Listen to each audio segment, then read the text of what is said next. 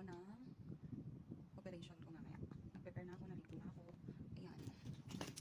Maya lalagyan ako ng dextrose.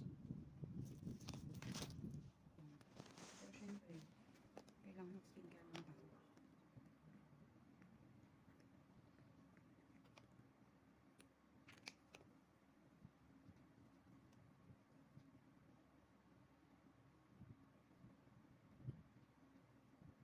Waiting na lang ako mag-5. Ayan. Naka-fasting na din ako ngayon.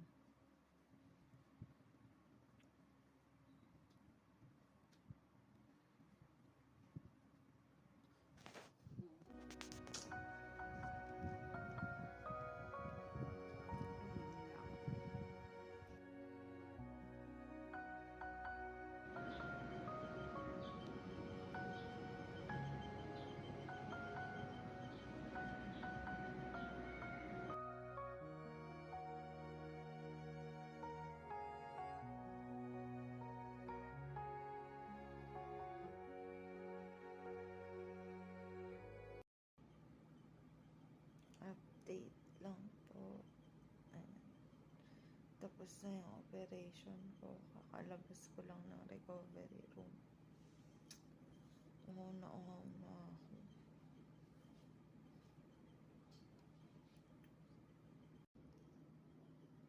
Mas masakit pa talaga to sa CS. Diyos ko.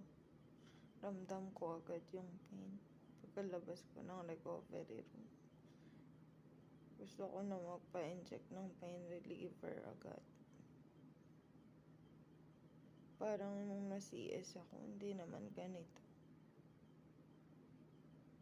Matagal pa bago ko makaramdam ng pain.